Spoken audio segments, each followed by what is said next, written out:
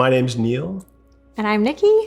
And we've been married for 20 years. Yep, we have 4 kids. We have 3 ducks, a bulldog, and an axolotl. That's gonna raise some questions, hey, that axolotl. Yeah, But it's fine. Okay. It's here for us. It's in our home. So I grew up in a Christian family my whole life. We've always gone to church, went to Christian school, graduated from Christian high school. It's just always been a part of my life. And then when I moved to Winnipeg to go to college, kept going to church and just always have been. It's always been there. And it's been a good part of my life, always. Mine wasn't as good of an experience as Nikki's.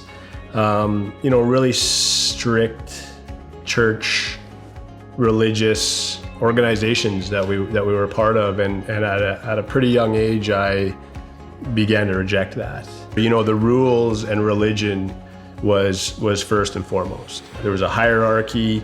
The men definitely were the ones that preached. The women weren't allowed to preach. The women played piano. And in my teens, I had a problem with that. And to the point where I think I was about 15 years old, and I just said to my mom and dad, like, I'm done. I'm not going back. On Sundays we dress to the nines, and we listen to this kind of music, and we don't talk this way, and we're one thing, but all week we're a different thing. And it just didn't sit right with me. I didn't reject the idea of God, but I rejected the idea of religion. I was done with it. I didn't want anything to do with it. And I found skateboarding at a young age. The skateboarding community was the most accepting group of people I've ever been a part of. So along with that is, there's no rules in skateboarding. Let's break the rules. Let's do whatever we want to do. And so for a few years, I really found comfort and a home in that community because they accepted me. And it didn't matter what you looked like, didn't matter how you dressed. If you rode a skateboard around, you were part of the club, right? As soon as Neil and I kind of started hanging out and spending time together, he really liked me, so he just came and did whatever I wanted to do. So if I wanted to go to church, he came with me to church. And I don't really remember him expressing a lot of these feelings about church to me back then. To me, since church was just something you do, we just go to church, and he came along. We didn't really have big talks about church or go really deep about church. We just did church. We were going to churches where I was like, okay, I can get behind this. They don't care about what I'm wearing, what I look like. There's men up there, but there's women up there. And so I was like, okay, this is okay. When we were expecting Seth, I just remember they gave us some potentially bad news. And one of the options, without getting too into details, was that we could abort. And I remember thinking, no, we're not going to do that. And I just remember saying to God, help us out.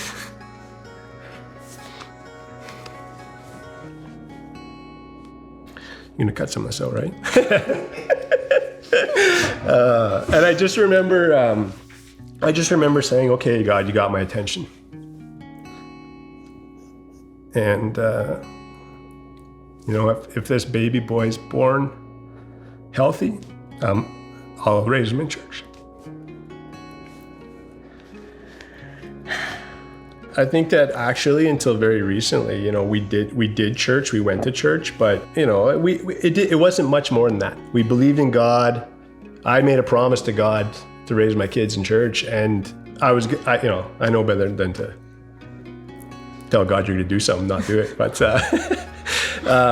But we were going through the actions. Maybe at 6 months into the pandemic, I'm like, okay, I kind of feel like I'm missing something in my life, and maybe it's this church thing that I didn't really ever think that before. But at some point in the pandemic, I started really struggling. I was having some anxiety issues, and I was struggling in a lot of ways with work, and my grandmother had passed away, and she was in the hospital. I couldn't see her, so I was mad. I was mad at God. I was mad at the church. I was mad at the world. I didn't know how to express what I was feeling. And over the past 10 years, I've done a handful of paintings, and it was usually tattoo related stuff that I thought would be a cool tattoo. There was a point in my life where I thought that I was going to be a tattoo artist, and I just had no idea how to even go about that, so I would paint. But I never really had my style of painting. I always felt like I was copying somebody else, and I couldn't, I don't want to be somebody that just does what everybody else does. But I started putting some feelings on canvas, and it was pretty dark, and I think I realized one day, like, I need some help. Things are opening up. The world's getting back to normal. I need a fresh start. I want to find something. And somebody that we know that doesn't even go to Rose suggested Rose to us. She just heard we were like looking for, I guess, a fresh start somewhere, and she was like, "Oh, have you heard of Rose?" And yeah, so one Sunday morning, I get up, I turn on YouTube. This is going to sound super corny, but I'm immediately drawn by this young guy that's got tattoos that I feel like I'm going to be able to connect with this guy. Like I'm it 100% sure Neil was like, "Nikki, I checked it out. He has tattoos, so it's going to be good."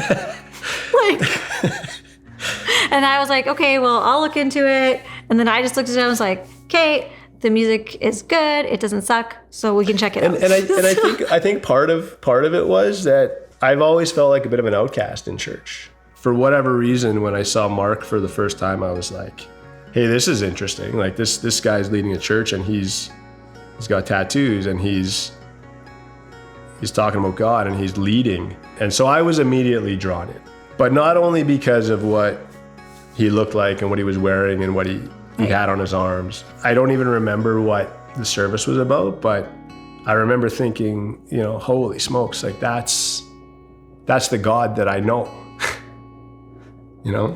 You see the signs everywhere, welcome home. I literally do feel like, you're nervous going to a new place. And really it is like the minute you walk in the doors, you really do feel like it's a home for you.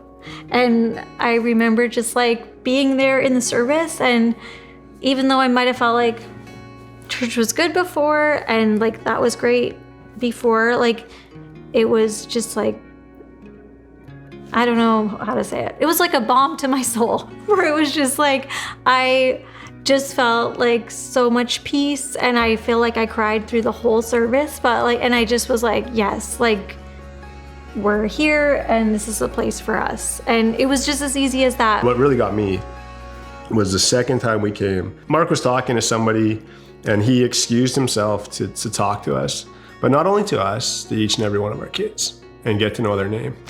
And that got me.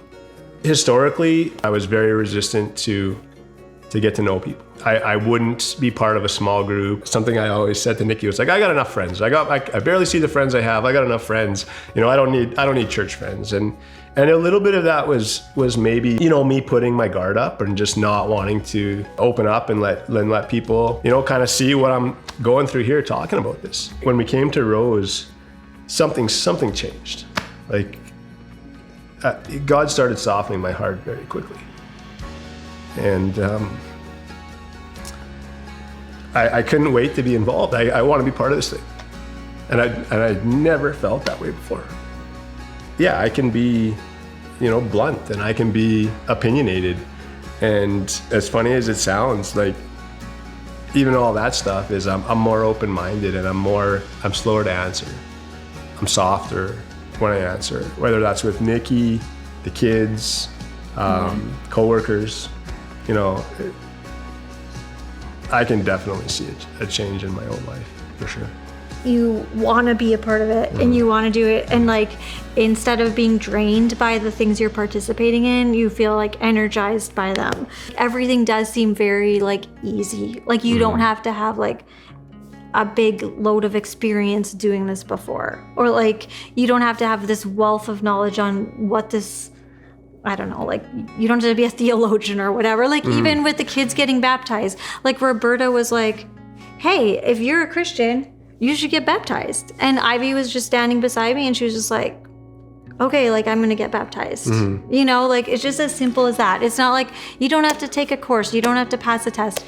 You just do it. Like you just follow like the steps in front of you. For me, when, Ivy and Oliver got baptized, I was like, okay, like now we're into this thing and it's awesome. And I'm here for the long haul. I want to be part of this thing. Yeah.